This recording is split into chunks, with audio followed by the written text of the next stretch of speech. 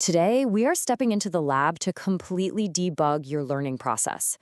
We're going to design, from the ground up, the optimized learning protocol, a system to help you study faster and way more effectively, all based on hard science. Welcome back to the Simply Optimized Lab. Go ahead and put on your lab coats, because today we're treating your study habits like a scientific experiment that is in desperate need of a major upgrade. Okay, let's start with our initial hypothesis. We propose that the way most people study is, to put it bluntly, fundamentally broken. You block out hours to learn something, but you find your focus drifting and you barely remember anything later. Look, this isn't a personal failing. It's a system error in your learning protocol. And you know what? The initial data backs this up big time. A shocking 90% of students are basically running flawed learning software. They're using these terrible strategies, like just staring at their notes, that waste so much time and energy without actually getting the information to stick. This is a huge problem, and we're going to solve it today. So here's the protocol for today's experiment. First, we'll break down the inefficiency hypothesis. Then, we're going to move through three distinct phases: cognitive priming, deep processing, and system recovery. And finally, we'll pull it all together into one powerful, unified system, the optimized learning protocol. All right, let's really define the problem we're trying to solve.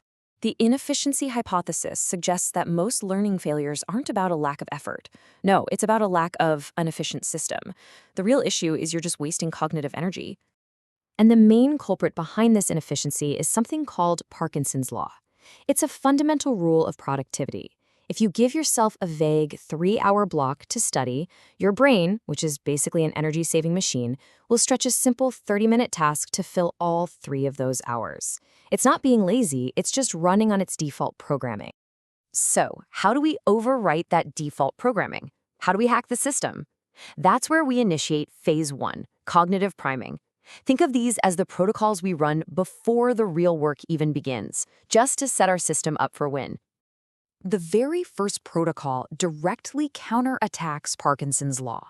Let's call it the expectation hack. We're creating artificial pressure. So instead of study biology, your new command is master and quiz myself on photosynthesis in the next 20 minutes. See the difference? That timer creates urgency, and the super specific goal gives you clarity. Your brain loves that. It stops resisting, and it just starts doing. Now, this brings us to the Pareto principle. You've probably heard of it as the 80-20 rule applied to learning. Your results are not spread out evenly. The data shows that about 20% of the concepts in any subject will give you 80% of your results on an exam. Focusing on that other 80% of minor details, that's a massive misallocation of your resources. So the key is to actually use this principle. Here's how you do it. You have to run a diagnostic, analyze old exams, look at chapter summaries, and figure out what those high-yield topics are. Isolate that critical 20%, and then pour the vast majority of your mental energy, your focus, into absolutely mastering only those things. This isn't about studying less, it's about applying focused force where it makes the biggest difference. Okay, so our system is primed and our targets are locked. Now we can move into phase 2, deep processing. This is where we run the core procedures to actually encode information into our long-term memory. You know, the biggest system failure for most people is that they rely on these passive, low-yield activities, like rereading or highlighting. Sure, it feels like you're working, but neurologically, it's incredibly inefficient. The optimized methods, they're all active. They force your brain to retrieve information, which is the physical act that actually strengthens the neural connections for memory. This quote from Einstein isn't just a clever saying. It's actually a diagnostic principle for one of our most powerful deep processing protocols. Real understanding isn't about using complicated words. It's about being able to boil a complex idea down to its simplest form. And that brings us to the Feynman protocol, which is like an error detection algorithm for your brain. By forcing yourself to explain something in really, really simple terms, you instantly shine a spotlight on your own knowledge gaps. The second you stumble or have to use jargon, bam, that's a red flag. That's the exact spot where you need to go back, fix the bug, and really refine your understanding. Active recall is the real engine of memory consolidation. Instead of just passively reading information, you are actively forcing your brain to go and pull that data from its memory banks. The blurting method is awesome for this.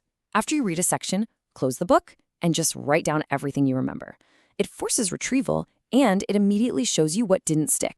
So now that we've primed our system and processed the data, we have to enter what is probably the most overlooked phase of all: system recovery and consolidation.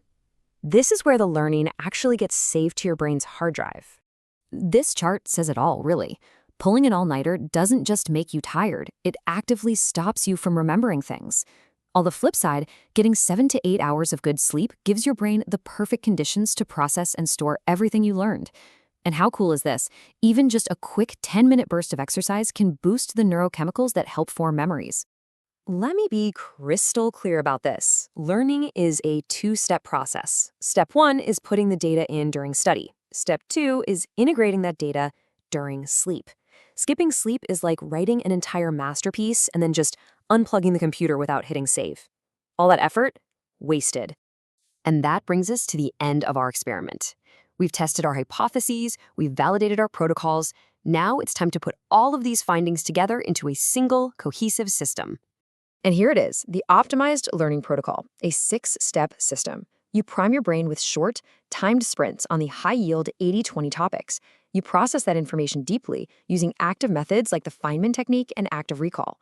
And finally, you consolidate that information by making sleep and exercise a priority. This is your new operating system for learning.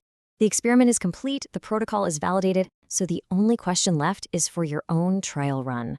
Looking at the system, which single variable will you choose to optimize first? Don't try to change everything all at once. Just pick one protocol and try it for a week. See what happens.